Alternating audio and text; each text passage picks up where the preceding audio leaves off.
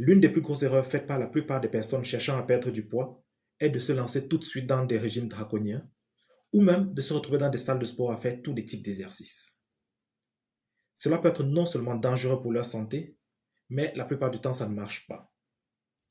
Dans la vidéo précédente, je vous ai parlé de l'importance de la composition corporelle dans la stratégie de perte de masse grasse. Dans cette vidéo, je vous dévoile les facteurs qui sont responsables de la prise de masse dans un premier temps. Ensuite, je vous explique comment influencer ces facteurs pour perdre de la masse grasse de façon efficace. Salut à tous, je suis Valérie Labou, je suis physiothérapeute et neurobiologiste avec une longue expérience en médecine du sport et en neuroréhabilitation. Sur cette chaîne, je vous parle de santé en général, mais également de réhabilitation. Je vous explique en des termes simples les phénomènes qui sous-tendent votre santé et je vous donne quelques pistes de solutions. Si vous ne l'avez pas encore fait, prenez une minute pour mettre un pouce, abonnez-vous, activez la cloche de notification pour ne pas rater les prochaines vidéos, partagez, mais surtout laissez-nous en commentaire vos avis et questions. Au préalable, il est important de comprendre que le surpoids n'est que la conséquence d'une combinaison de facteurs qui sont uniques à chaque individu. Et par conséquent, demande une solution qui doit être personnalisée. Les facteurs qui vont être responsables du surpoids vont être classés en deux grands groupes. On va avoir les facteurs modifiables et les facteurs non modifiables. Commençons par les facteurs non modifiables. L'âge, le sexe et la génétique. Commençons par l'âge. En vieillissant, notre métabolisme ralentit naturellement, ce qui va faciliter la prise de masse grasse.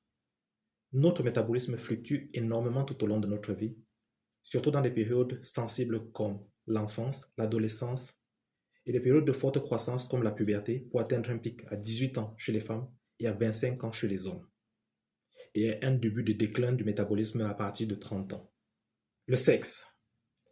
Les femmes ont tendance naturellement à avoir plus de masse grasse corporelle que les hommes, ce qui facilite naturellement leur prise de poids. En plus, les changements hormonaux qui accompagnent la vie d'une femme peuvent fortement influencer sa prise de poids, notamment les poussées hormonales à la puberté, les maternités, l'allaitement et la ménopause. Chacun de ces moments va être influencé par une forte variation hormonale qui va influencer le stockage de graisse. Alors que chez les hommes, la forte poussée de l'hormone thyroïdienne et de testostérone à la puberté va booster le métabolisme et la croissance et limiter la prise de graisse. Le troisième facteur sera la génétique. Vos gènes peuvent également jouer un rôle dans votre prise de graisse. Cela signifie simplement que la forte expression de certains gènes hérités de vos parents peut influencer votre prise de graisse. Si vos parents sont en surpoids, il y a de fortes chances qu'ils vous transmettent ce gène et que vous vous retrouviez en surpoids. Maintenant, parlons des facteurs modifiables. Ce sont des facteurs sur lesquels vous avez un certain contrôle et qui en général sont les principaux responsables de votre prise de graisse. Le premier d'entre eux sera l'alimentation. Les aliments que nous mangeons sont convertis en calories, qui est le carburant utilisé par notre corps pour toutes ses fonctions, c'est-à-dire respiration, digestion, reproduction, réparation tissulaire et autres. Il faut donc comprendre que si en une journée, vous consommez plus de calories que vous n'en utilisez pour remplir les fonctions de votre corps, le corps va stocker le surplus de calories sous forme de graisse.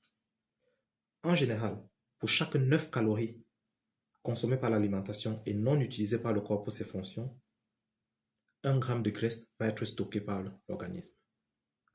Un exemple pratique serait simplement, imaginez que vous consommez 200 calories par votre repas et que, au terme de la journée, vous n'en ayez utilisé que 100 pour vos fonctions du quotidien. Il vous restera 100 calories non utilisées supplémentaires.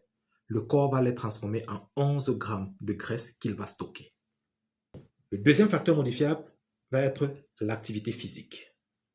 Surtout avec l'âge, le manque d'exercice va fortement encourager la perte de masse musculaire, ce qui va aider à ralentir le métabolisme et à favoriser la prise de graisse. Si vous ne faites pas de sport du tout, votre corps consomme brûle moins de calories que vous prenez par l'alimentation et simplement, le surplus va être fortement stocké en graisse et au fur et à mesure du temps, vous prenez de la masse. Le troisième facteur modifiable, mais non négligeable, va être le stress. Sous l'effet du stress, notre corps va produire une hormone appelée cortisol ou hormone du stress. Il faut savoir qu'en cas de stress chronique ou de stress prolongé, le cortisol va avoir tendance à augmenter l'appétit, notamment pour des aliments sucrés et des aliments gras, la malbouffe quoi. Il va également altérer le métabolisme en réduisant la capacité du corps à brûler les calories. Et il va promouvoir le stockage du gras, notamment au niveau de l'abdomen. Il faut également noter que le stress généralement induit un changement comportemental, l'isolation, la boulimie et la sédentarité, donc le manque d'exercice. Vous comprendrez donc de façon logique que une démarche objective dans le cadre de la perte du poids pour vous devra passer par une identification au préalable de ceux de ces facteurs qui sont responsables de la prise de poids pour vous et de trouver une solution qui est adaptée à les influencer. En vous assurant donc que vous adressez exactement les facteurs qui sont responsables pour vous, vous augmentez vos chances de réussir dans votre tentative de perte de masse. Il est important de retenir ceci tout de même. La perte de masse n'est pas une course de vitesse, c'est un marathon.